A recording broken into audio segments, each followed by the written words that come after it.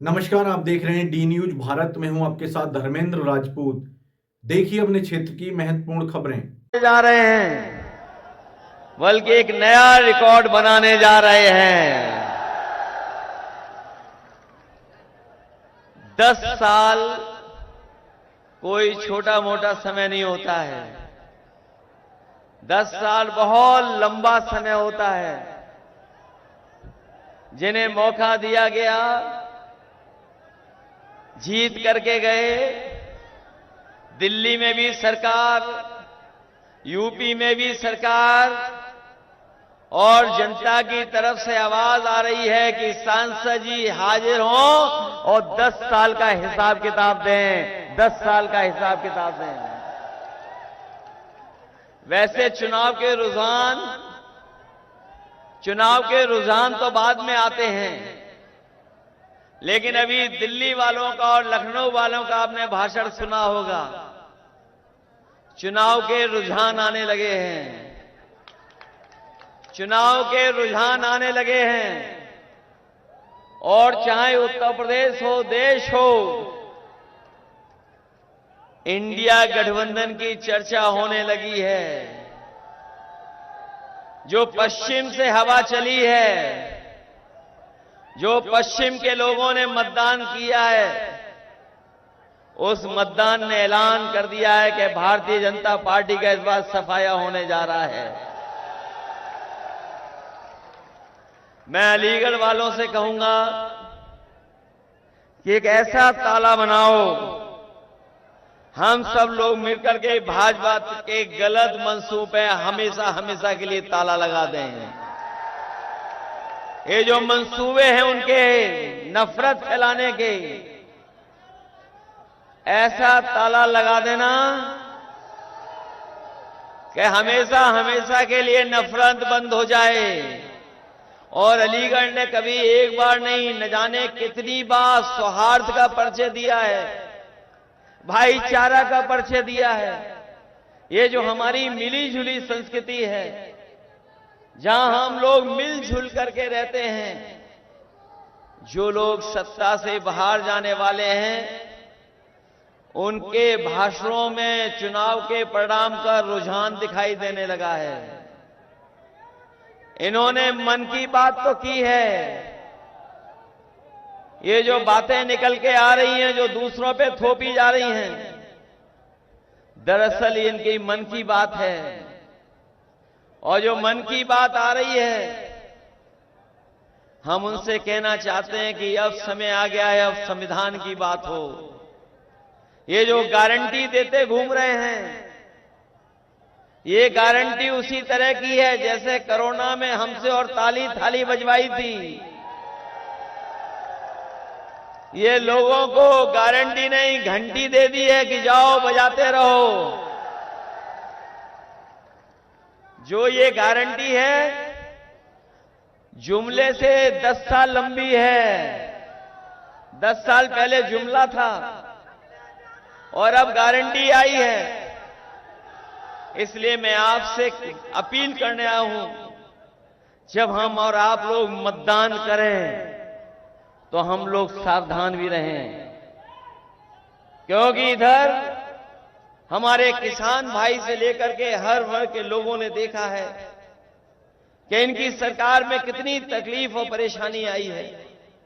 हम अपने किसान भाइयों से कहना चाहते हैं, ये सरकार जब से आई है, हमारा किसान संकट में चला गया। उनके सामने जो मुसीबतें आई, शायद आजादी के बाद इतनी मुसीबतें किसानों के सामने कभी नहीं आई। और मैं याद दिलाना चाहता हूं कि जब कोरोना था, जब सब कुछ बंद हो गया, अगर कोई खेतों पे जाकर के अन्न पैदा कर रहा था तो वो हमारे किसान और हमारे किसान के बेटे जाकर के अन्न पैदा कर रहे थे। और न केवल हमें आपको पेट भरने के लिए अन्न पैदा किया, बल्कि इस देश की अर्थव्यवस्था बचाने का भी काम किया। ये लोग धोखे से काले कानून लाए थे। हमारे किसान जानते होंगे, पूरे प्रदेश और देश के किसान दिल्ली जाकर के इस सरकार के खिलाफ खड़े हो गए। इन्होंने कीलें लगवाई, दीवारें खड़ी की, पुलिस लगा दी, ट्रैक्टर को डीजल नहीं भरने दिया, लेकिन हमारे किसानों ने परवाह नहीं की और वो दिल्ली जाकर के खड़े रहे। हजारों शहीद हो गए, लेकिन तभी लौटे जब किसानों के तीनों काले कानून वापस ले लिए सरकार ने। आज मैं आपसे पूछना चाहता हूं, यही सरकार है जिसने कहा था हम किसानों की आय दोगुनी कर देंगे। अभी आप लोग गेहूं काट करके गेहूं बाजार ले गए होंगे। क्या सरकार ने आपकी लागत और हमारे किसानों को जो लाभ मिलना चाहिए था, क्या लाभ मिल गया किसानों को? लागत के हिसाब से क्या हमारे किसानों की आय दोगुनी हो गई?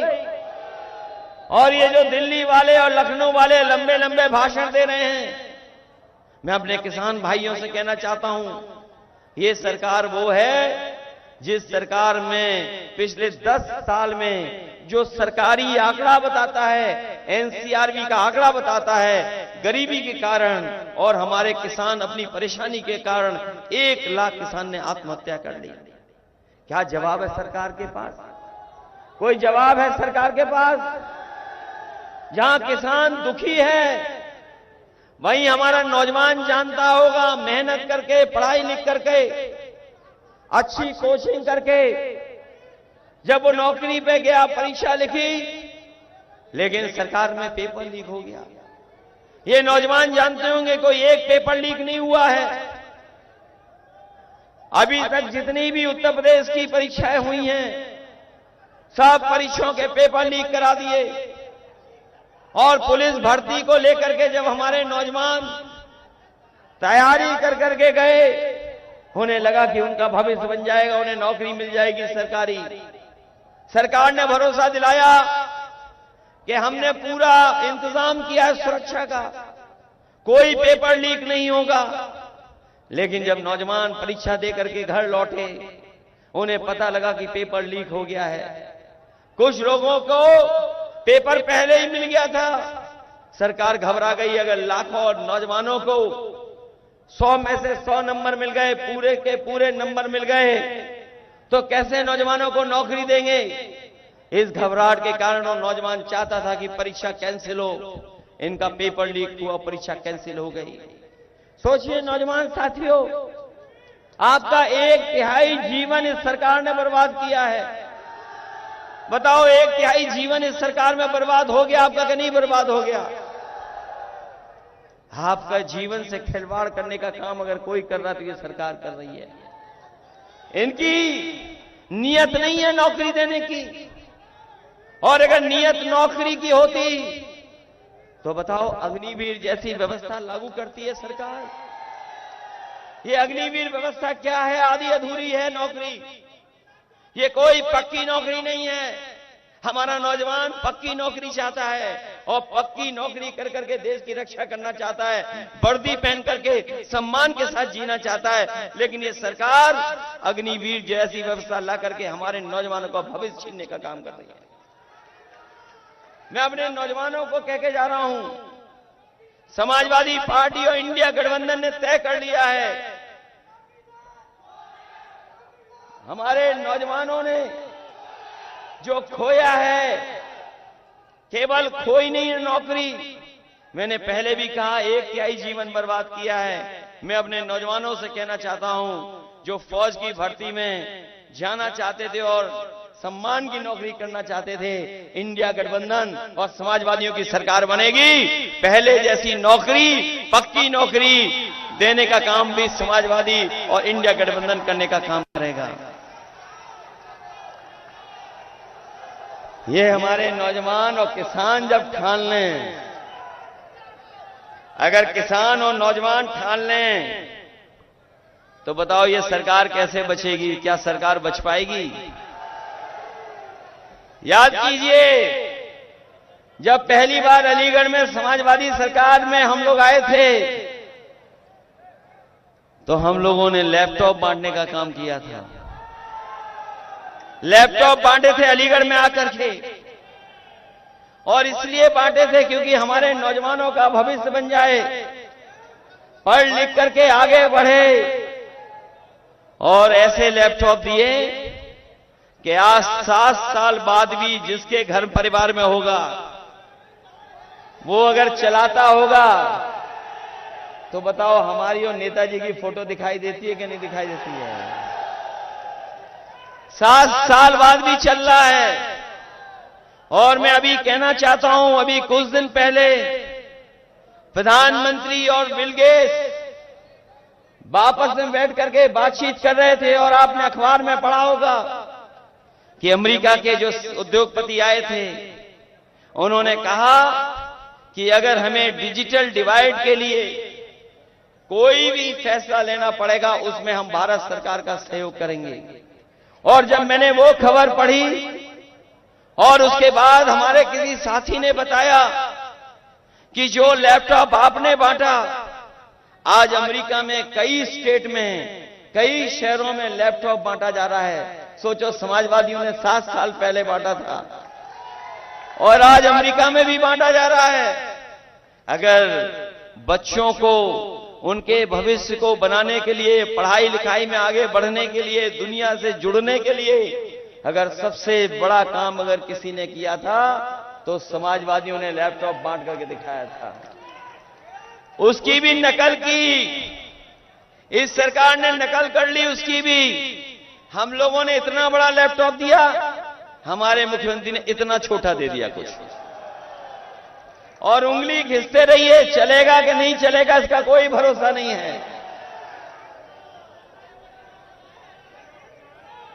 आपको याद होगा यहां पर बिजली का कारखाना सबसे बड़ा किसी ने लगाया तो समाजवादियों ने लगाया। हरदोगंज में 660 सुपर क्रिटिकल प्लांट, हम लोग तो नाम भी ले लेते हैं।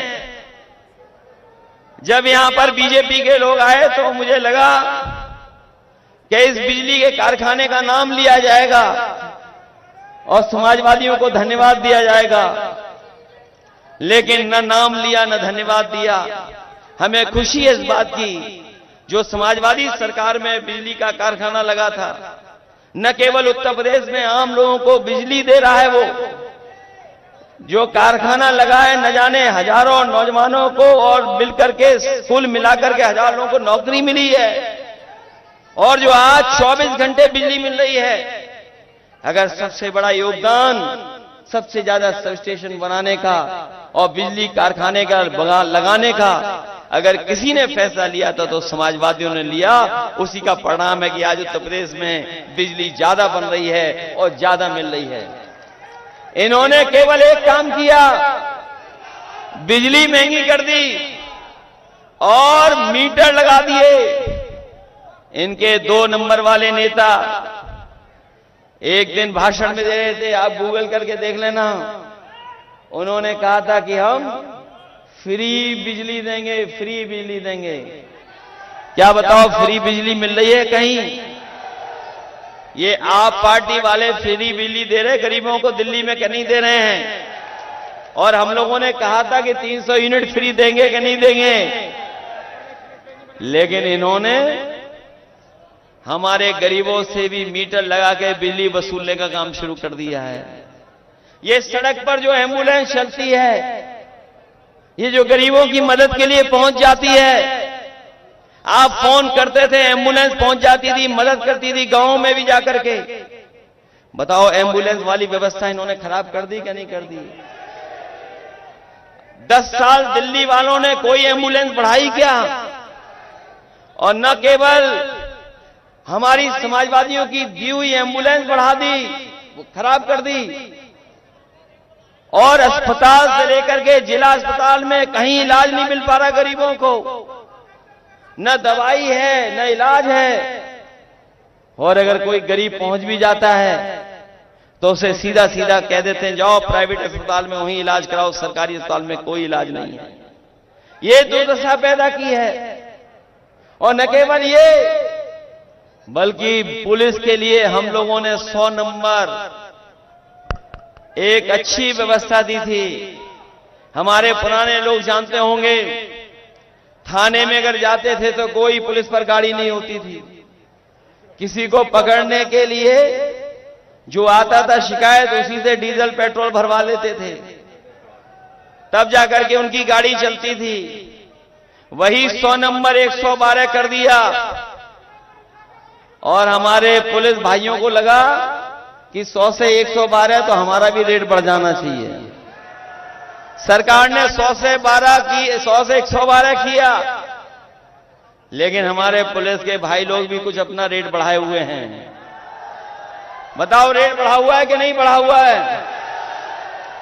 और ये लोग कभी कभी गुस्सा करते हैं, कभी कभी गुस्सा करते हैं, लेकिन इनको पता होना चाहिए जिस तरीके से अग्निवीर व्यवस्था बीजेपी ने 4 साल की कर दी, अगर इनकी दोबारा सरकार आ गई तो ये खाकी वर्दी वालों की 3 साल की नौकरी हो जाएगी।